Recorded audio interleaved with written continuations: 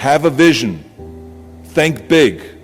Ignore the naysayers. Work your ass off and give back and change the world. Because if not us, who? If not now, when? What is the secret to success? And the long version is that I actually always had 5 rules. And everything that I did, I always used those 5 rules. And those 5 rules helped me to become successful in various different areas. And I believe that those rules can be applied to almost anyone and everyone. You don't need to be a bodybuilding champion. You don't need to want to be a governor of California or to be an action hero or anything like that. If you want to excel in whatever you do, those rules are for you. It's that simple. Now I have to tell you right off the top that I always was very intense. As a kid already, I was very intense and I was very hungry. I always wanted to be the best. I always wanted to be number one. I always wanted to get to the top. I never believed in just getting by. Now I have nothing against people that just want to get by, because I think there are many roads to happiness, but I think that we all here like to be successful and we are driven. So that's why those rules apply to you. So my first rule is find your vision and follow it. You see, I think it's the most important thing that we have a very clear vision of where we go. A goal, where do we go? Because you can have the best ship in the world. You can have the best cruise liner, but if the captain does not know where to go, that ship will drift around the world and out there at sea and will never end up anywhere. And this is exactly the way it is in real life. If you don't have a goal, if you don't have a vision, you just drift around and you're not going to be happy. This is why it is so important to have that vision. Now I created that vision in Austria because I grew up after the Second World War. Austria, right along with Germany, lost the Second World War, thank God. And the problem was that everyone was so depressed because they lost the war that there was alcoholism everywhere. There was, of course, depression. There was a terrible economic situation. There was famine. There was starvation and all of those things. And also it was kind of a little place and narrow. I felt I wanted to get out of there. I wanted to escape. And I couldn't see myself really to work there and to stay there, to work in a factory, or to work on a farm, or to even to follow my father's footsteps and to become a police officer. I couldn't see that either. As a matter of fact, that's what my parents wanted me to do. They wanted me to become a police officer and to marry a girl by the name of Heidi and to have a bunch of children and to run around like the Von Trapp family in The Sound of Music. But that's not what I saw. This was the vision of my parents, but not mine. And luckily, one day in school, I watched a documentary about America. And I found myself, I knew exactly that is where I wanted to end up. I wanted to be in America. Everything that I saw in the documentary, I just loved. Everything was so big. I remember the tall skyscrapers, the monstrous bridges, the giant freeways filled with beautiful cars, the huge jetliners, movie stars, Muscle Beach, and all of those things. I could not wait to get there.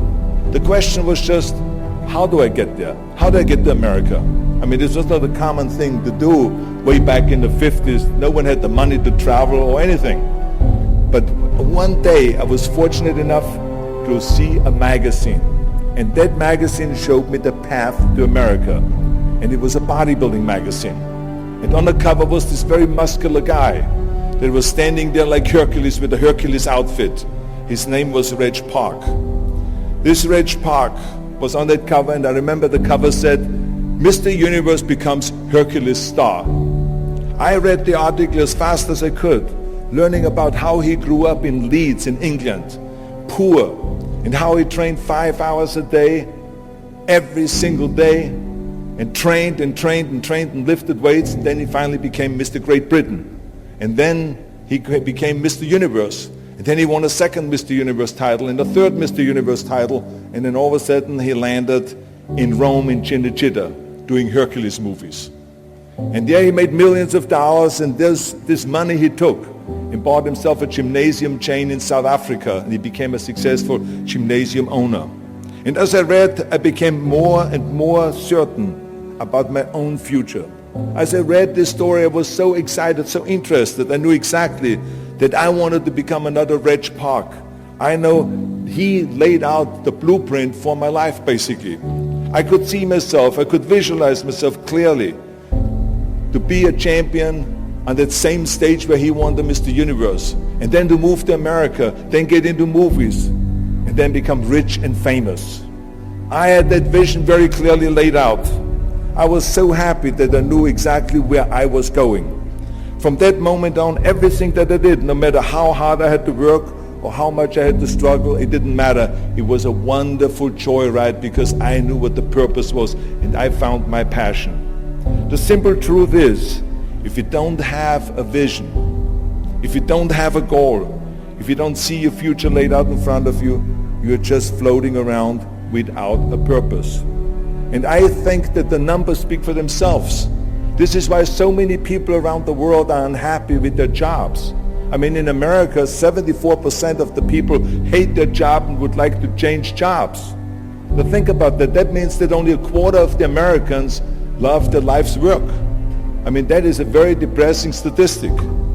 I always smiled when I worked, no matter how hard I worked.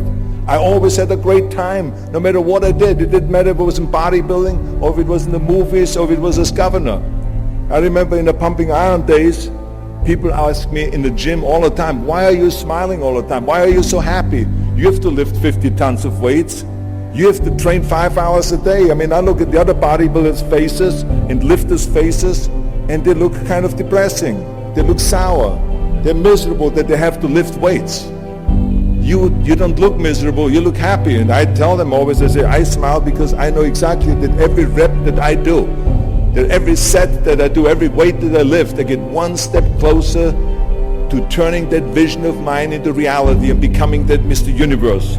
I could not wait to lift another 500 pounds in the squats. I could not wait to do another 1,000 sit-ups. I could not wait to do bench press, more bench press and more curls until I couldn't move my arms anymore. Because I knew that every rep got me closer to standing on that stage as a champion. As a matter of fact, when I lifted weights, I didn't really feel like I was lifting weights. I felt like I was lifting a trophy over my head each time I lifted. And to have all those bodybuilders around me and thousands of people screaming. And I tell you that this vision didn't just help me in bodybuilding, it helped me with everything, like I said. I remember in the movie business, there was many times stunts that I had to do where I got hurt, where I was in pain, in agony, and had to do it over and over again. I remember one incident specifically on Conan the Barbarian. There I was crawling on all four, on rocks, over rocks and gravel, holding my sword right in front of me. And as I was crawling, the camera followed me, and it was around 30 feet that crawl on those rocks and this gravel. And eventually, after 10 takes, my elbows and my knees started bleeding and hurting. And the director came to me sheepishly and said to me, he says, do you mind if we do another take? I need a close-up of you. And I said to him, no, I don't mind at all. I said, go and do as many takes as you want. He says, no, I don't want to do that because I know you're in pain, you're bleeding. I said, no, I don't feel any pain. I said, the only thing I see is the finished scene. I see the finished scene of me crawling on all four with my sword in the front, crawling up and sneaking up behind Thulsa Doom, the main villain of the Conan movie that killed my parents, and rising up behind him and cutting his head off. That's what I see. Remember, crush your enemies, see them driven before you, and hear the lamentation of their women. So this is why, because I visualized that scene, this is why I did not feel that pain. I did not care if I was bleeding on my knees, because I know that pain is temporary, but the film is permanent. And I explained that to the director, so this is why I try to tell you, always discover your vision, and the rest will follow. Now my second rule is never ever think small. If you're going to accomplish anything, you have to think big. You have to go and shoot for the stars. The biggest challenge most people have is because they think small. And the reason why people think small and why they choose small little goals is because they're afraid to fail. They know that if you shoot for a big goal, then the chances of failing are very high. And they're afraid of failing. It's one of the most common things why people are frozen and why they can't make a move in life, because they're scared of failing. I say to myself, hey, I'm not worried about failing because that's part of life. You're not going to go and win everything. And how far can you fall? Look at this. This is the ground. That's as far as I can fall. And you know something?